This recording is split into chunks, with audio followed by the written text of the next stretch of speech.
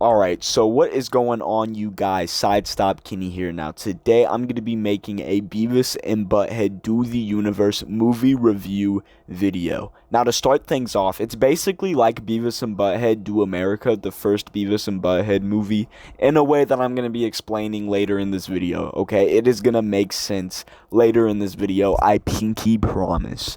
Now, the intro for this movie was just unexpected, okay?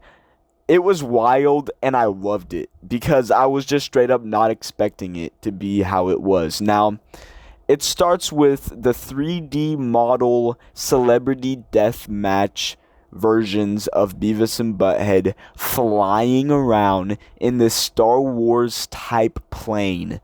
All around these Star Wars type structures in space, right? They're swerving all around space, just scraping the side of the plane against these structures and stuff. And eventually, they end up hitting this wall head on, and the plane just blows up.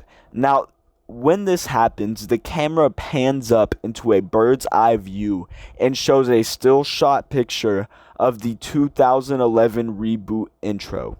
And then it explodes into the logo of the movie. You know, the font, like the Beavis and Butthead Do the Universe font and all that. You know what I'm saying? Yeah. The next scene is very familiar and welcoming, okay? It starts with the black screen, and all you hear is just the two laughing.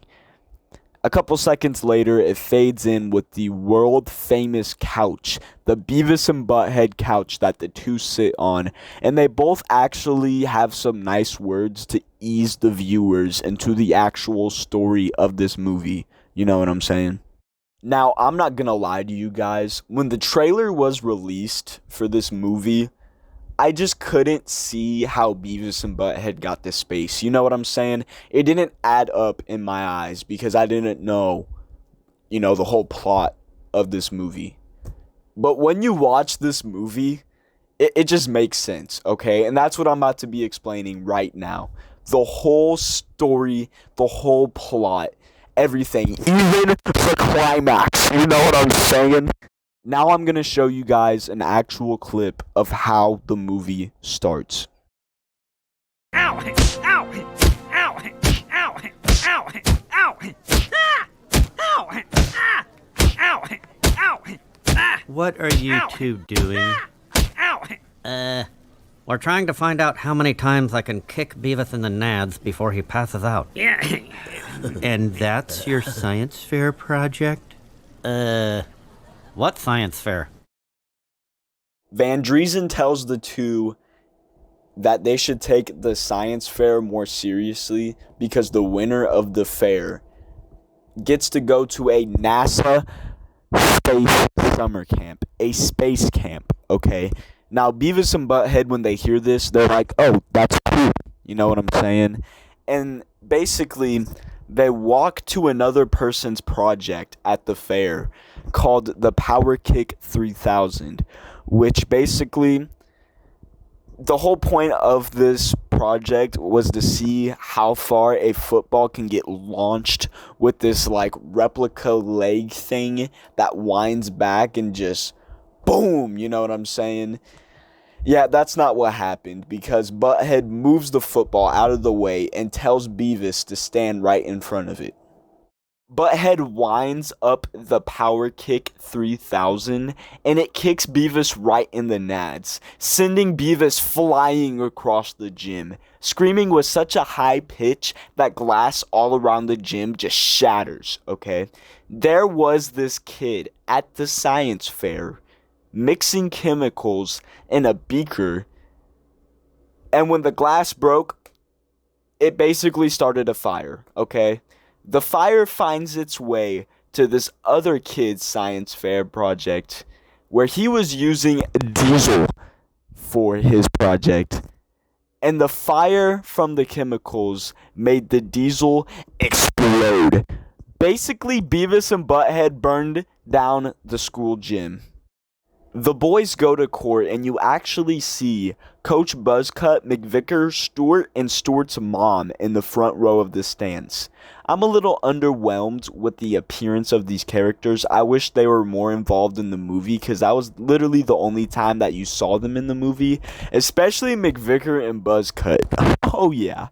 Now, the judge, who is apparently the toughest judge in the state, gets influenced by a show touched by an angel to only sentence Beavis and Butthead to 8 weeks in space camp because the records of who actually won the science fair was destroyed in the fire. When the two arrive to space camp, the viewers meet Commander Serena Ryan and Jim Hartson, who are very big proponents of the film. They demo a docking mission in front of the camp. And let me just show you guys a clip of what I'm talking about.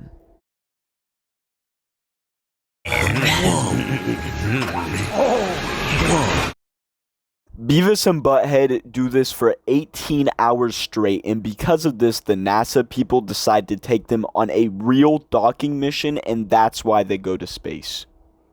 That's literally the reason right there, is because they did that for 18 hours straight.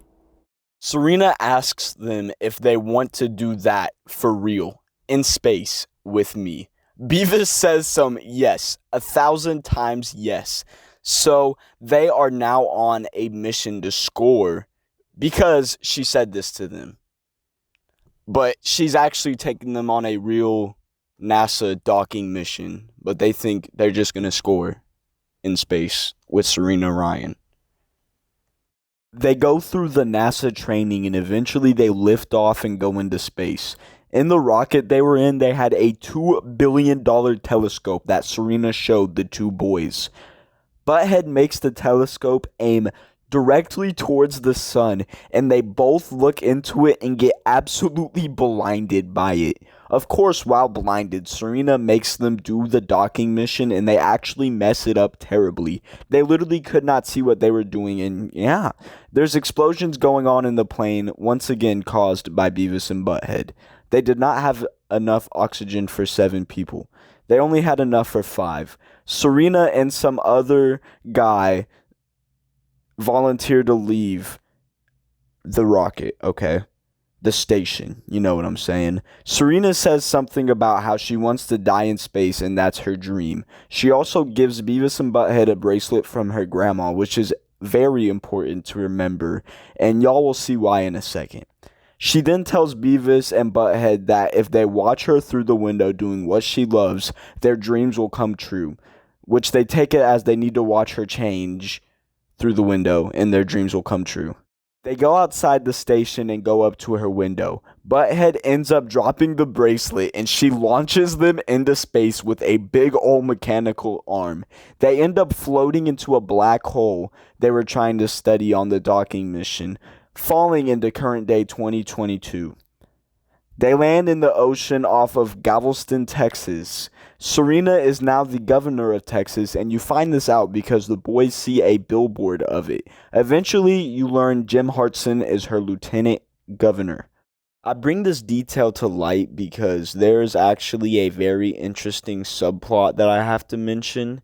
Jim has beef with Serena, and I feel like this is a South Park moment because there are countless examples of Serena talking over Jim when Jim is talking about his position of power or just giving his input on anything, because his position of power is always one lower than Serena, and it has been for 24 years, he says. The 24 years thing is very important to remember. That'll come back in the movie later on, and I'll explain it later in this video. Just keep you'll understand, I swear to God. There is a jump cut to the Pentagon after learning this information about Serena being governor and Jim being lieutenant governor. The Pentagon people get a notification there is a breach in space and time, so now they're on a hunt for the 2 life forms that came out of it, aka Beavis and Butthead. The Pentagon people want to dissect Beavis and Butthead to figure out what they are. The next scene, Smart Butthead and Smart Beavis pop in and tell Beavis and Butthead that when they went through the black hole, they traveled through a 5-dimensional portal in space and time. When they did this, they damaged the delicate structure of the cosmos, causing both universes to face total destruction. Beavis and Butthead are informed that they have to go through a space-time portal on the top of Mount Everest in 2 days for destruction to not happen. They head up these stairs and go to a Serena Ryan volunteer post on the pier. Beavis and Butthead are wondering where Serena is at, and the person running the stand was trying to get them to canvas for Serena. He takes their picture that Serena will end up seeing. She starts to hunt down Beavis and Butthead when she sees the picture because she is worried they're trying to expose her for murder. Now, Beavis and Butthead learn that they can buy things with a phone. Basically, this family comes up to them and asks them if they could take their picture on this pier. Now, the family is clearly not English, and Beavis and Butthead basically think that they're getting handed a little TV and they're watching the show of this family standing there. And so the family asks them if they should step back. And Butthead's just kind of like, okay. And then they keep stepping back to the point where they fall off the pier and into the water, and Beavis and Butthead basically yoinked the phone. A direct result of this is an extremely funny Beavis and Butthead spending spree montage where they are in expensive situations with nachos. For example, they go into a designer store and buy an emerald bowl just to put nachos in that they eventually end up throwing away the bowl and the nachos both. They eventually end up in this hotel room where Butthead is sitting on this chair calling some type of room service trying to get 100 orders of nachos while Beavis finds out what Siri is. Okay. When he activates Siri, he thinks he's talking to Serena. Okay. Now, Butthead basically shuts down Beavis when Beavis tells Butthead that he's talking to Serena. Butthead tells him to shut up. And so Beavis goes into a separate room and locks the door and starts talking to Siri, thinking he's talking to Serena. Now, here you see an emotional human side of Beavis that is typically not shown at all. And I really think it's beautiful to address because as somebody that has been a lifelong Beavis and Butthead fan, you never really saw this side of Beavis before. And it really just proves that Beavis has a heart, you know what I'm saying? Now, he basically tells Siri that Butthead bossing him around gets old. Beavis is basically tired of it. He also tells Siri that nobody hears the real Beavis. And at this point, he basically falls in love with Siri. Butthead tries to enter in the locked room that Beavis is in, and you can hear Butthead from the outside say, "Unlock the door." Siri asks Beavis if he wants to set up home, and basically he thinks she said they're at their home because Butthead said to unlock the door. That's the only reason why Siri asked Beavis if he wants to set up home, is because she heard Butthead say, "Unlock the door." Now, they ask for directions to their house and they start walking back home. As they're walking back, the two walk past the porta potty. Beavis runs by Butthead, grabs the phone out of his hands, and goes into the John. The John. Beavis starts talking to Siri and Butthead finds out. Butthead starts knocking on the door, so Beavis puts his back to the door. Butthead kicks the door open and the phone flies out of Beavis's hands, bouncing all around the John, and it landed right in the porta potty's toilet. Beavis tries to retrieve the phone, but he ends up getting stuck headfirst in the toilet. Butthead then proceeds to continuously jump on Beavis. Eventually, a construction worker picks up the porta potty they're in and moves them onto the back of a truck and drives off. They end up getting dropped off at college, okay? At college on a campus, they run into Smart Butthead and Smart Beavis again. They tell Beavis and Butthead they moved the portal behind the Classics building because no one goes in there.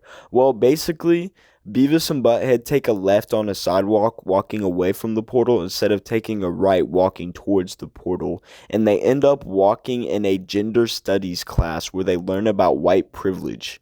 The direct response of them learning about white privilege results in another funny montage of them wreaking havoc on campus. They literally steal students' food, and then they go into a store, shoplift, and Butthead pushes the cart away through some bushes. Okay?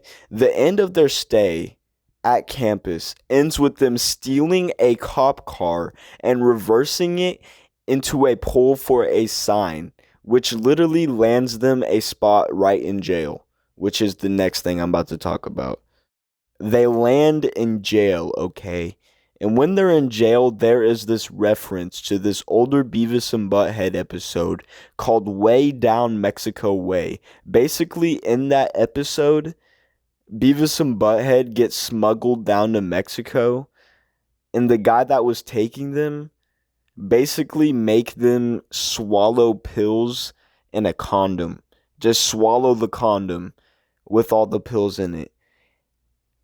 While they were in jail in this 2022 Beavis and Butthead Do the Universe movie, there's this guy in jail that gets picked for random search and gives Beavis a whole bunch of pills. It wasn't in a condom, it was in a bag, but it definitely looked like a condom. So the reference was there, you know what I'm saying? There's no denying that the reference wasn't there, because it was there, you know what I'm saying? Cornholio appears because of Beavis's pill popping, and he starts a TP chant in the jail because he starts going off about how he needs more TP for his bunghole, and the inmates agree with him. The dude that runs the front desk and another worker at the prison are watching this through the camera, and the front desk dude asks the other guy if he ever saw the show Touched by an Angel, and the answer was no. The front desk guy then says something about how the boys died in 1998. He makes a reference to the show, saying that Cornholio is delivering a message to the inmates. Riot control gear is worn by a good amount of officers because of the riot Beavis started. Right before the riot control people are about to open the door to capture Cornholio, the front desk person has an inspirational pep talk about Touched by an Angel and pardons Beavis and Butthead, removes all of everything from the record, all that. Multiple semi-trucks of TP pulls up to give the inmates TP, and Butthead tries to get a butt tattoo on his face, and that was their experience in jail. They are sent back home on this bus, and while they're on this bus, the Pentagon people, Serena and Jim, go to the jail asking the front desk person if they have records of Beavis and Butthead being there, and of course, the front desk dude says, "Oh no." Now, this is easily the funniest part of the whole movie, in my opinion. This is when I laughed the hardest, okay? Beavis asks Butthead on the bus what he thinks will happen when they score. Butthead responds with, "Beavis, everything is going to be different. Just imagine it." Beavis falls asleep and starts dreaming. The first scene is him and Serena on a bed. She tells him he scored with her, and she's now his girlfriend. The next scene shows them holding hands, running through a field and laying down, making an ant or something go up in a little flame. Beavis basically uses a magnifying glass and had the sun beam right on the ant. Right after this is genuinely when I laughed the hardest the first time I sat through and watched this movie. It shows Todd pushing Beavis to the ground, and he says, "I'm gonna tear your head off." And boom! Serena slices Todd's head off with the gladiator sword and says, "No, you're not. I'm his girlfriend." I swear to God, I busted out laughing at this. This is just too funny because this is the only time you see Todd in the whole movie. And they were also outside of Maxi Mart, which is the only time you see that in this movie, too. Which, once again, I wish they would have had a little bit more of that. Both of those, you know what I'm saying, in the movie. But it's okay. You know what? This movie was still fantastic. You know what I'm saying? Now, the end of Beavis's dream show Serena and Beavis riding on a butthead unicorn. Just flying in the air, talking. Butthead's dream, he's literally a pimp walking through a strip club, talking about scoring with all the chicks. They get dropped off at the bus station, and they walk home.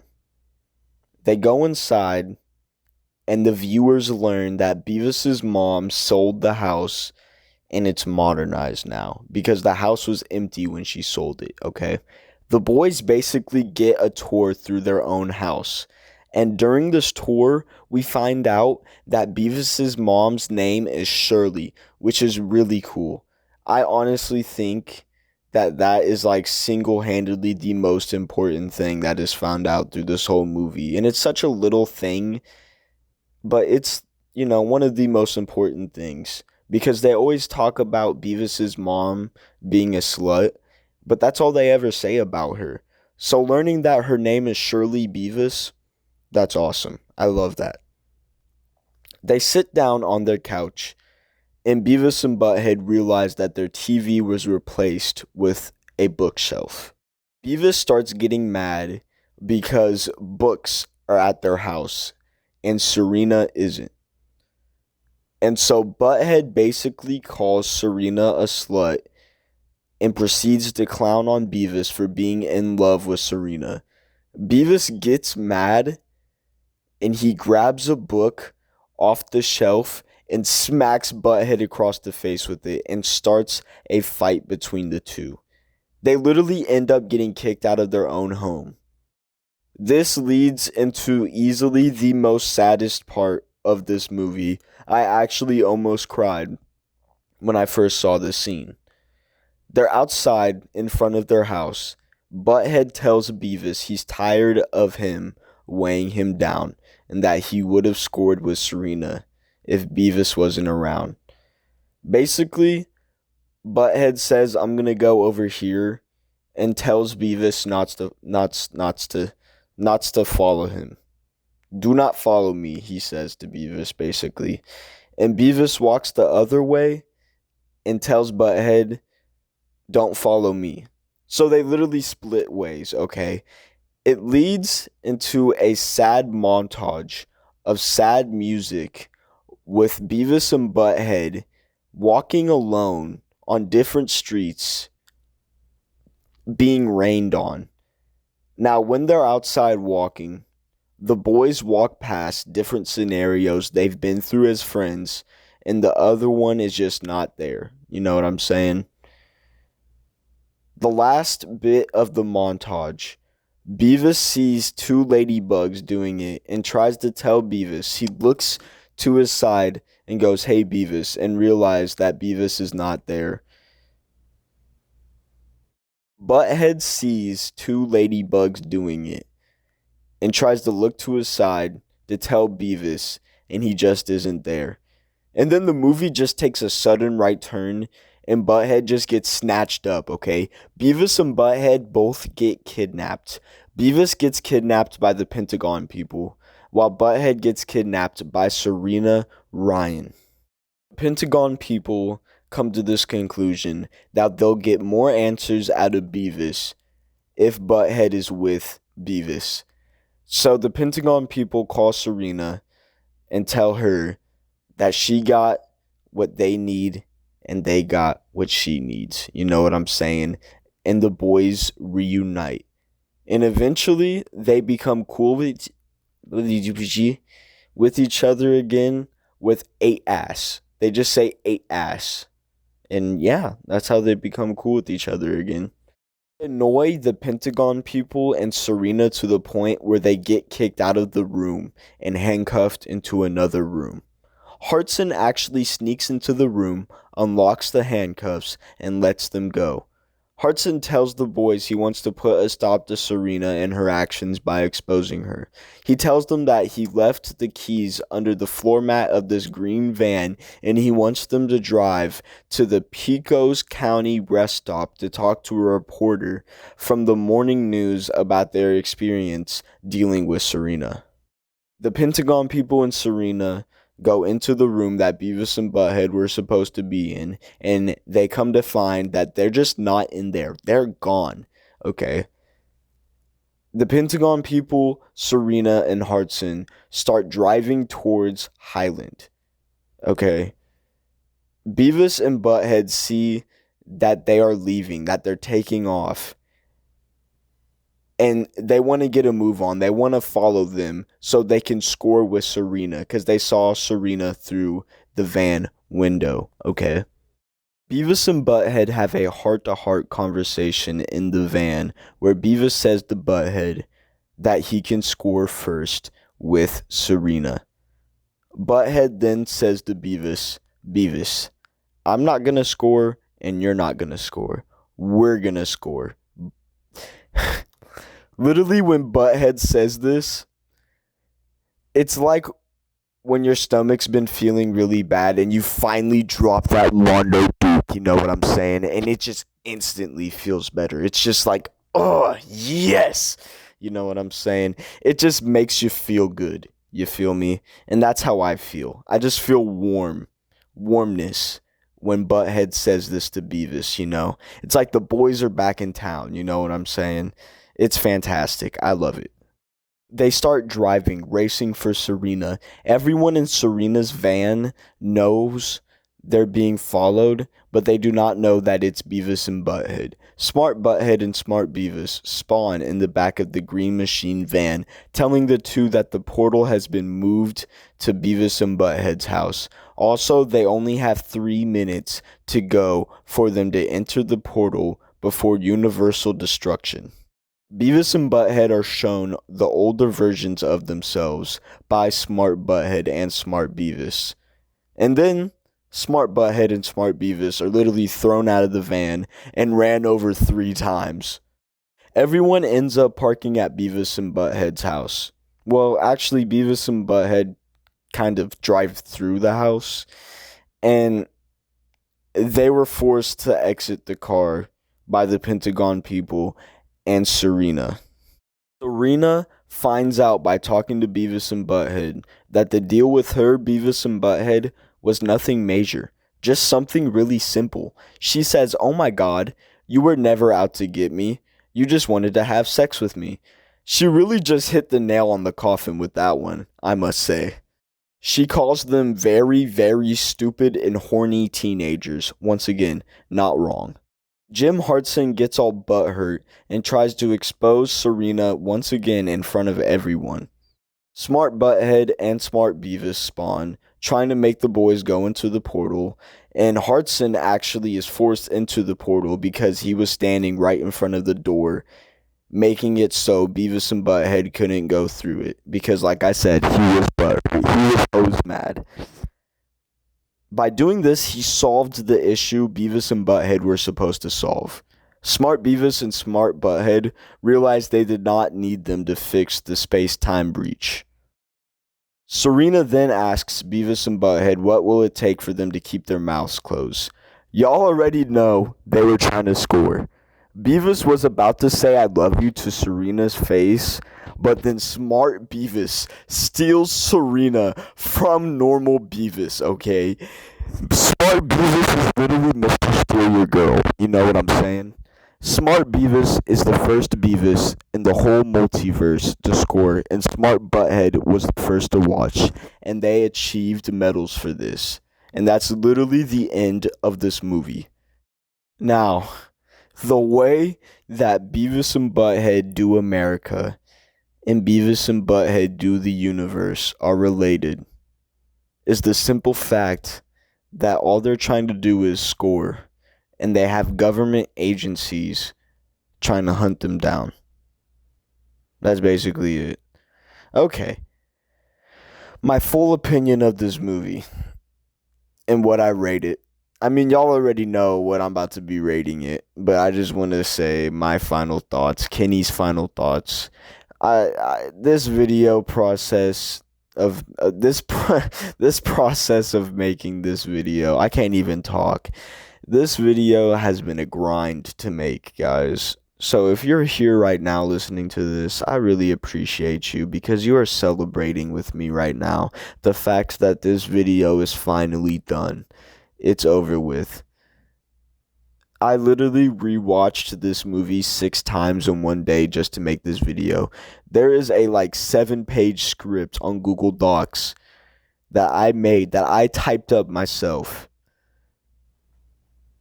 It's all just how I feel. That's it. You know what I'm saying? That's how what I perceived the movie as. That's what I wrote down, and this is how I feel about the movie, and I'm going to get into it as the outro for this video, and I'm going to sign off because I cannot talk right now, guys. I don't know if you guys can tell, but I'm seriously exhausted because I've been talking for so long, and it's been a grind, guys. It's been a grind making this video, from the script to the actual recording. It's been a grind, and I just want to say I appreciate all of you watching this right now. I love y'all, and thank you so much, because I put my heart and soul into this video, I swear to God. Now, I think this movie is great. Would I say it's better than the first Beavis and Butthead movie, Beavis and Butthead Do America? Not necessarily. The first movie was great in its own ways because of the time the movie was released. How things were in 1996 are substantially different than how things are currently in June 2022. One thing I'll have to add is I actually got to feel the hype for this drop, okay? The anticipation was cranking 90s inside of me waiting for this movie to drop. I was nowhere close to being created in 1996, so I never really got to experience the hype for Do America's drop. I've only got to see Do America multiple times in my life since I was 3 years old, and I can certify it. I can put the stamp of certified classic on it, okay? SideStopKenny certified classic. And this is another SideStopKenny certified classic. Beavis and Butthead Do the Universe is great. I love this movie. It is seriously a 10 out of 10. Easily.